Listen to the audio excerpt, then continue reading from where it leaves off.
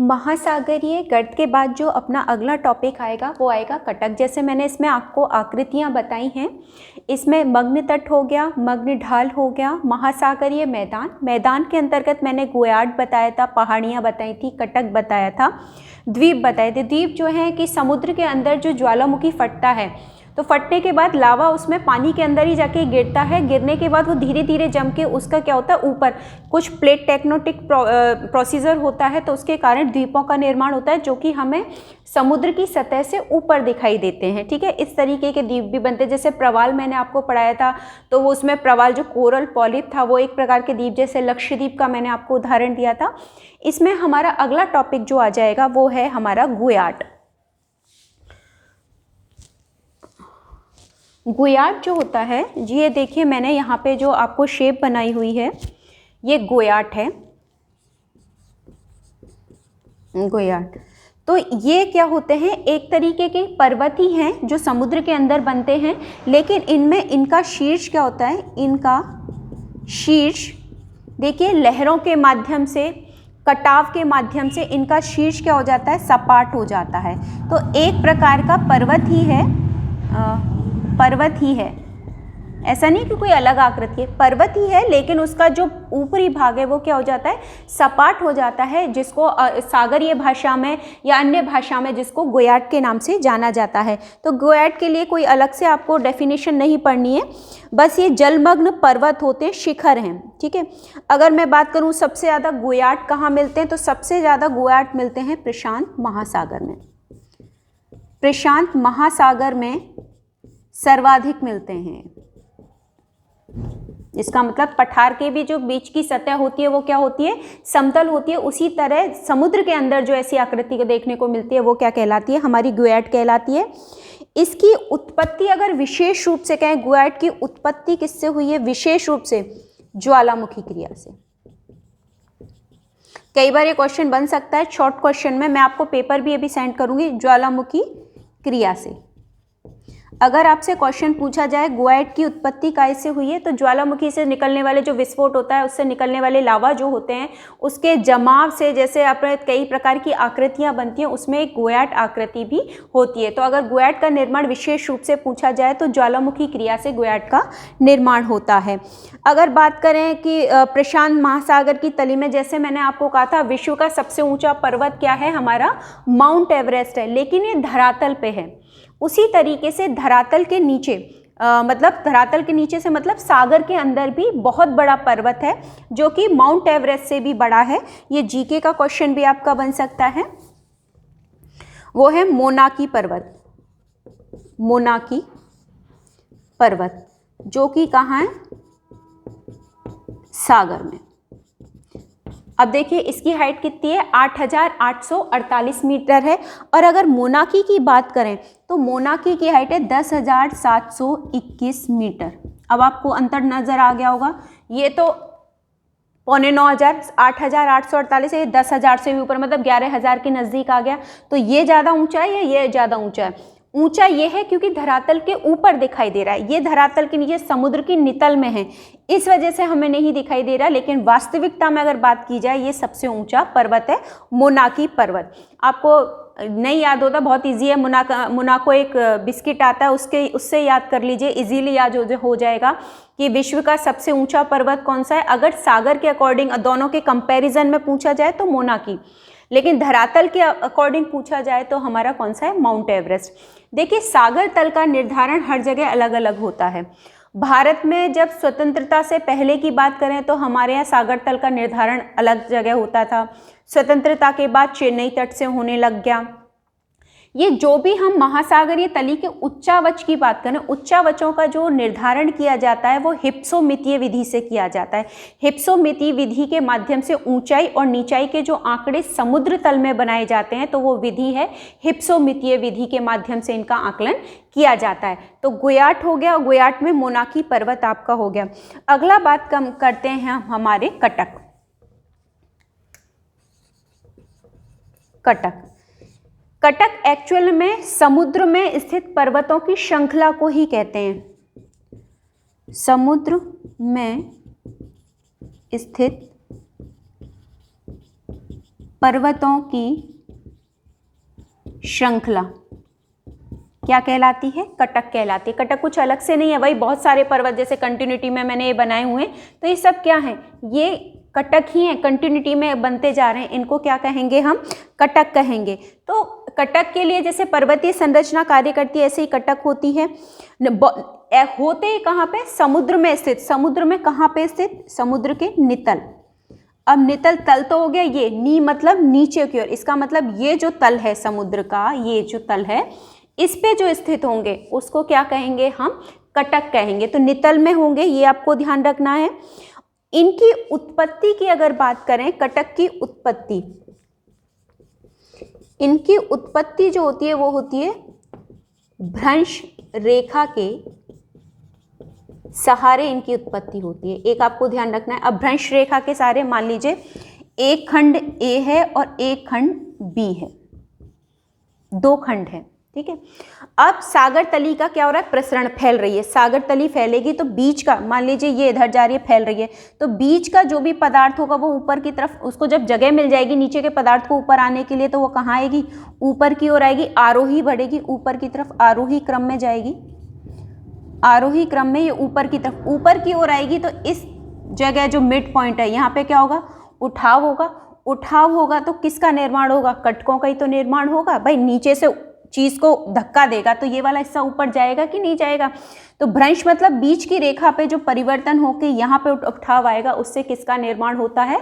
कटक का निर्माण होता है। तो इसमें जो भ्रंश काम करता है, भ्रंश काम कर रहा है, वो करेगा तनाव भ्रंश। भाई दोनों के बीच यहाँ तनाव प्रसरण कब होगा? जब एक हिस्सा इधर जाए तभी तो बीच में तनाव। आप में दो दोस्तों में लड़ाई हो जाए, एक इधर जाए एक इधर जाए तो गैप दिखता है, ऐसे एक इधर जा रहा है तो बीच का हिस्सा खाली होने से जो नीचे की चीजें हैं वो कहाँ आएंगी? ऊपर आएंगी। तो इसमें जो भ्रंश प्रक्रिया काम करेगी वो तनाव भ्रंश प्रक्रिया काम करेगी, ये आपको ध्यान रखना है।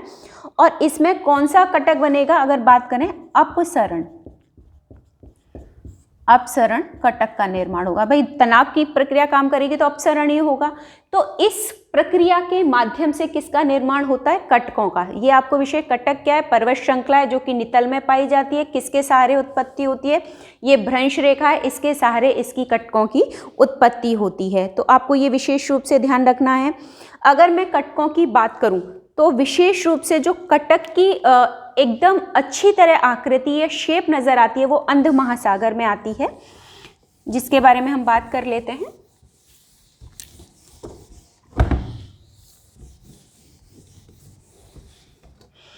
देखिए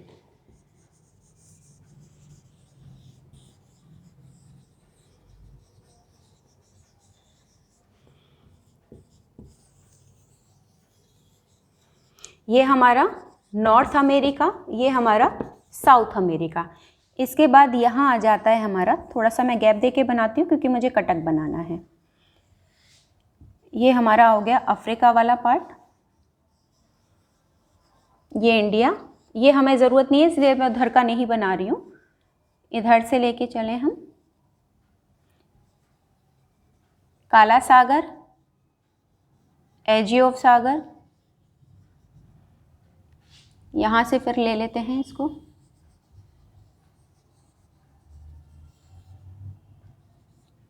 ये हमारा बाल्टिक सागर वाला हिस्सा, ठीक है। तो ये तो हो गया हमारा यूरोप और ये हो गया हमारा अफ्रीका, ठीक है। और यहाँ हो गया हमारा मेडागास्कर, ये वाला हिस्सा मेडागास्कर, ठीक है। यहाँ अपना ग्रीनलैंड वाला हिस्सा आ जाता है,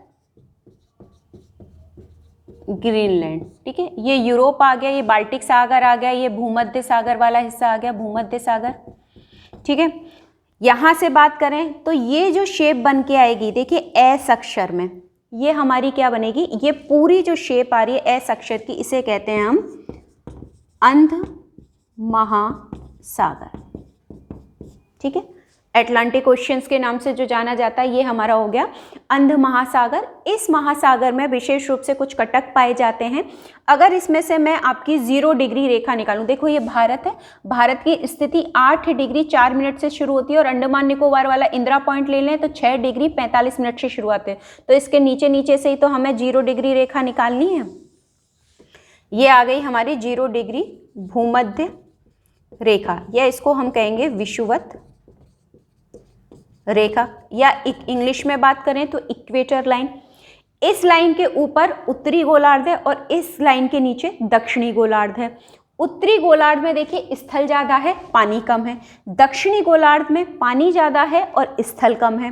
तो इसके कारण इनमें विविधताएं भी देखने को मिलती हैं। लेकिन हम अभी बात कर रहे हैं कटक की, कि किस तरीके से इस क्षेत्र में कौन कौन से कटक पाए जाते हैं, उनके बारे में अगर हम चर्चा करें तो इसमें हम सीधे सीधे यहाँ से ही मैं स्टार्ट कर देती हूँ कटक बनाने। भ्रंश रेखा के सहारे बनेंगे तो इस तरीके से यहाँ से ये कटक का निर्माण होता है।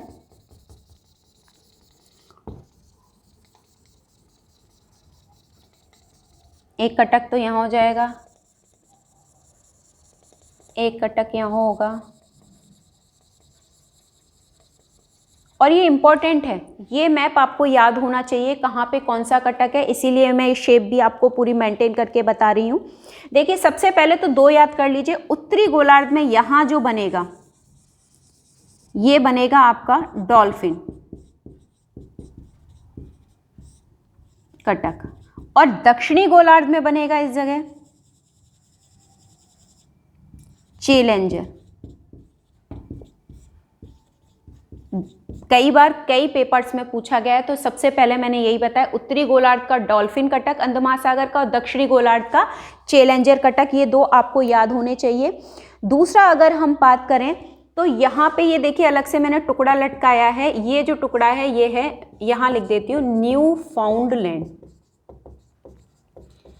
इसको कहते हैं न्यू फाउंडलैंड को कोहरे का देश। एक्चुअली क्या होता है, ये ठंडा है, यहाँ से लेब्राडोर की ठंडी धारा आती है और यहाँ से गल्फ स्ट्रीम की गर्म धारा आती है। दोनों ठंडे और गर्म पानी को जब हम मिलाते हैं तो क्या होता है, भाप भाप बन जाती है। न्यू फाउंडलैंड उसके बीच में फंस जाता है, तो इस वजह से यहाँ 24 घंटे क्या रहता है, कोहरा रहता है, लाइट जला के काम करना पड़ता है। तो इस वजह से कोहरे की कंडीशन, ये एक धाराओं वाले टॉपिक में मैं बताऊंगी। यहाँ पे जो बनेगा, यहाँ न्यू फाउंडलैंड के पास बनेगा न्यू फाउंडलैंड कटक, ठीक है। और इधर आ जाएंगे हम इस तरफ, एक तो चले गए हम कहाँ पे, हडसन की खाड़ी, यहाँ पे क्या पड़ जाती है हमारी, हडसन की खाड़ी, ठीक है। ये अपना आ जाएगा नॉर्थ अमेरिका का, ये अलास्का, ये कनाडा, ये यूएसए, ये मैक्सिको, ये पनामा सिटी, इसके पार्ट्स हैं। लेकिन हम बात कर रहे हैं अभी न्यू फाउंडलैंड की। तो यहाँ पे न्यू फाउंडलैंड के पास जो हमारा कटक बनेगा वो न्यू फाउंडलैंड उभार, या तो कटक कह लो या न्यू फाउंडलैंड उभार के नाम से जाना जाता है। पहला बन गया न्यू फाउंडलैंड उभार, इंडिकेटर मैंने इधर बना दिया है, इसलिए आप ध्यान रखेंगे क्या है, न्यू फाउंडलैंड का उभार। दूसरा हमारा जो इधर आ जाता है यूरोप की तरफ, उत्तरी सागर, यहाँ पे अपना पड़ता है उत्तरी सागर क्षेत्र। तो उत्तरी सागर क्षेत्र की ओर यहाँ जो बनता है ये हमारा बनता है टेलीग्राफ का पठार, उभार कह लो, पठार कह लो, उसका निर्माण हो जाता है टेलीग्राफ पठार का। ये भी कई बार पूछा गया है, ऊपर की तरफ, और वही हिस्सा नीचे की तरफ ऐसे टर्न होके आ जाता है, ये विविल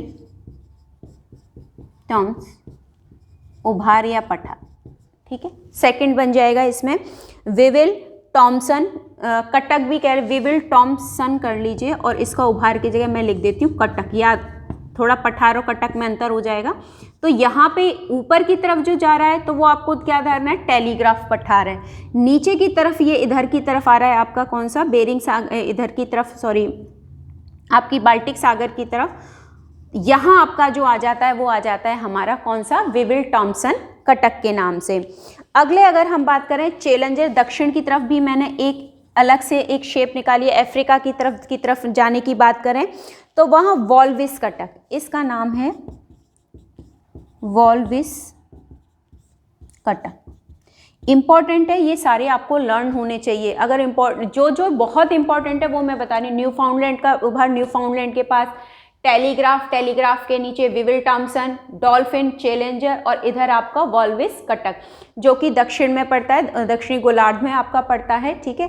तो इन कटक के बारे में आपको विशेष रूप से जानकारी होनी चाहिए। अगर मध्य अटलांटिक कटक, ये पूरा जो कटक कहलाता है, यहाँ से लेके यहाँ तक जो एस अक्षर आता है, इस पूरे को हम कहते हैं, यहाँ लिख दे रही हूँ, मध्य अटलांटिक कटक बिल्कुल सागर के बिल्कुल बीच में। सागर तो पूरी तरफ है, अमेरिका की तरफ भी है, यूरोप की तरफ है, अफ्रीका की तरफ भी है, दक्षिणी अमेरिका की तरफ है पूरा, लेकिन बिल्कुल बीचों बीच में मध्य में किसके? अटलांटिक के कटक, मतलब पहाड़ी कंटिन्यू जो समुद्र के अंदर डूबी कटक है, तो इसलिए इसके पूरे का नाम एस अक्षर में है, उसका नाम है हमारा मध्य अटलांटिक कटक। इसकी पूरी लंबाई की मैं बात करूं 14,400 किलोमीटर इसकी कुल क्या है? लंबाई है। लंबाई भी पता होनी चाहिए, कुल लंबाई कितनी है? 14,400 इसकी कुल लंबाई है। किलोमीटर में आपको ध्यान रखनी है। कहाँ तक है? यहाँ अगर पर्टिकुलर अगर आपने मैप देखा हो, यहाँ छोटा सा एक टुकड़ा लटका रहता है इस जगह, जिसको ग्रीनलैंड के पास में एक छोटा सा टुकड़ा आपको दिखेगा, उसका नाम होता है आइसलैंड। कई बार मैप में भरने को आपके ही पेपर में आया है, 7.5 नंबर का मैप आता है उसमें, यहाँ आइसलैंड से लेके दक्षिण में आ जाइए यहाँ तक, ठीक है। उत्तर से शुरू है, दक्षिण तक की अगर मैं बात करूं तो यहाँ बावेट द्वीप तक, कौन सा द्वीप है? बावेट द्वीप तक, क्या? मध्य अटलांटिक कटक एस अक्षर में। देखिए पूरा मैंने एस अक्षर में बनाया है, तो ये एस अक्षर में आपको देखने को मिलेगा। उत्पत्ति मैंने कहाँ बताई? भ्रंश रेखा। देखिए अमेरिका और अफ्रीका, यूरोप, उत्तरी अमेरिका और यूरोप, दक्षिणी अमेरिका और अफ्रीका, दोनों की प्लेट, मैंने आपको कहा था रचनात्मक प्लेट या भ्रंश अपसरण की जब प्रक्रिया होगी तो तनाव के बीच का हिस्सा खुलेगा तो नीचे का पार्ट ऊपर आएगा, तो वहां पे जब दोनों आएंगे तो उसके उभार जो आएगा वो क्या बनेगा? बिल्कुल मिड में बनेगा। तो मैंने आपको डायग्राम के माध्यम से ए और बी का दोनों का संकर बताया था, जिसके माध्यम से इस प्रक्रिया से इसका निर्माण होता है। अगर बात करें तो ये कहाँ कहाँ पड़ रहा है? अगर देखिए उत्तरी अमेरिका और यूरोप के बीच में, यूरोप का पश्चिमी हिस्सा, अफ्रीका का पश्चिमी हिस्सा और दक्षिणी अमेरिका का पूर्वी हिस्से के जो मिड का पार्ट है वो क्या कहलाता है? हमारा पूरा का पूरा क्या कहलाता है? मध्य अटलांटिक कटक। इसमें क्या हुई थी? प्लेटें कौन कौन सी हुई थी? तो आपको खुद ही उत्तरी अमेरिका यूरोप की हुई होगी, दक्षिणी अमेरिका अफ्रीका की प्लेटों का जो हुआ होगा अपसरण, तो यूरेशियन प्लेटों के अपसरण के कारण इसका निर्माण हुआ है। तो ये प्लेटों का जो अपसरण हुआ है, तो अगर पूछा जाए इस मध्य अटलांटिक कटक का निर्माण किसके कारण हुआ है? प्लेटों के अपसरण के कारण। प्लेटों के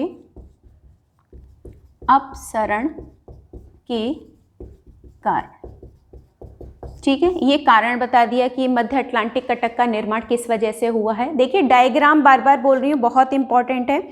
अगर बात करें भूमध्य रेखा के नजदीक कौन कौन से हैं? डॉल्फिन कटक और चैलेंजर। डॉल्फिन उत्तर में आएगा और चैलेंजर आपका दक्षिण में आएगा। सारे कटक आपको याद रखने हैं। अब इसमें जो बात विशेष रूप से दक्षिण की ओर, जो हम दक्षिण की बात कर रहे हैं, 40 डिग्री अक्षांश के पास, अफ्रीका के पास ये जो पड़ता है अफ्रीका, 40 डिग्री अक्षांश का क्षेत्र पड़ जाता है और ये अफ्रीका वाला क्षेत्र आ जाता है। इसको मैं थोड़ा चौड़ा करके बता देती हूँ। ये 40 डिग्री दक्षिणी अक्षांश के पास, जो कई बार ये पूछा गया है कि पेपर में कि किस में कितने अक्षांश के पास पड़ता है वॉल्विस कटक, 40 डिग्री दक्षिणी अक्षांश के पास ये कटक बनता है। और इम्पॉर्टेंट है क्योंकि दक्षिण का सबसे ज़्यादा दक्षिण का कटक तो यही है, ठीक है, वॉल्विस, जो कि अफ्रीका के ज़्यादा समीप पड़ता है। तो इसमें जो विशेष रूप से आपको जो अपसरण प्रक्रिया बता रही है वो होगी रचनात्मक प्लेट।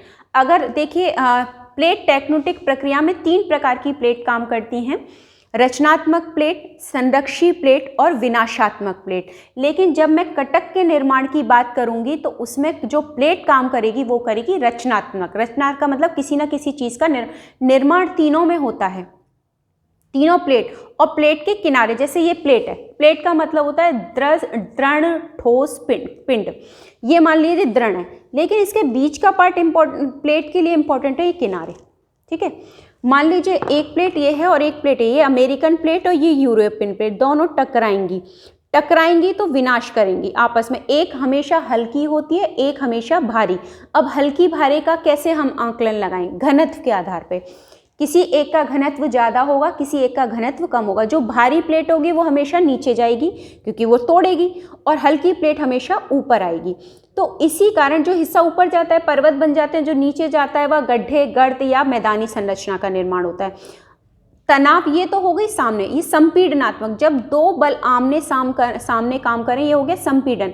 लेकिन 2 बल विपरीत दिशा में पास ना के क्या जाएं, दूर जाएं, इसे कहते हैं तनाव मूलक प्रक्रिया। तो बीच का हिस्सा खुलेगा, तो बीच का हिस्सा खुलने से नीचे की जो पदार्थ हैं वो कहाँ आएंगे, ऊपर आएंगे। रचना का निर्माण कर, रचनात्मक में क्या होगा, एक प्लेट ऐसे, एक प्लेट ऐसे, और अगल बगल में खिसकेंगी, खिसकने के कारण किनारे रगड़ खाएंगे और नीचे से जो पदार्थ आ रहा है वो क्या होगा, उठा लेगा, तो कटक का निर्माण होगा। तो इसमें जो प्रक्रिया काम करेगी वो कौन सी प्रक्रिया प्लेट की काम करेगी, रचनात्मक प्लेट में अपसरण की प्रक्रिया। तो ये कटक आपको ध्यान रखने हैं।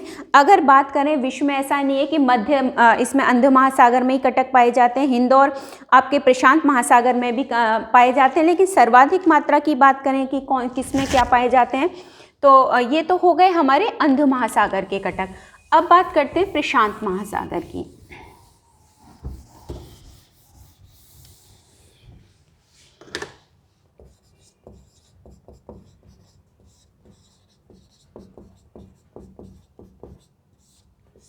आपको अंध महासागर के मैंने कटक बता दिए थे। अगर मैं आपको बताऊं कि इसके प्रशांत महासागर के कटक हैं हवाई द्वीप, सुना है ना, वो हवाई कटक है, हवाई द्वीप है, हवाई कटक के नाम से जाना जाता है। दूसरा है आपका गल्पाकोस कटक, ये भी कहाँ पाया जाता है, प्रशांत महासागर में पाया जाता है। कोकोस कटक, ये भी प्रशांत महासागर, ये जो लिख रही हूँ नाम ये प्रशांत महासागर के हैं। इसके अलावा नज़का है, कैरोलिन है, नाज़का,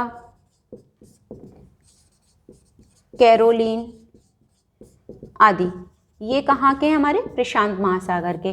हिंद महासागर की बात करें, हिंद महासागर में कौन कौन से कटक हैं, देखिए सबसे बड़े जो कटक हैं वो अपने अंध महासागर में ही देखने को मिलते हैं।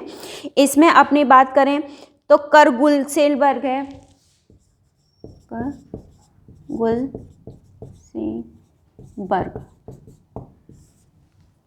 हिंद महासागर का जो कटक है इसकी बात करेंगे।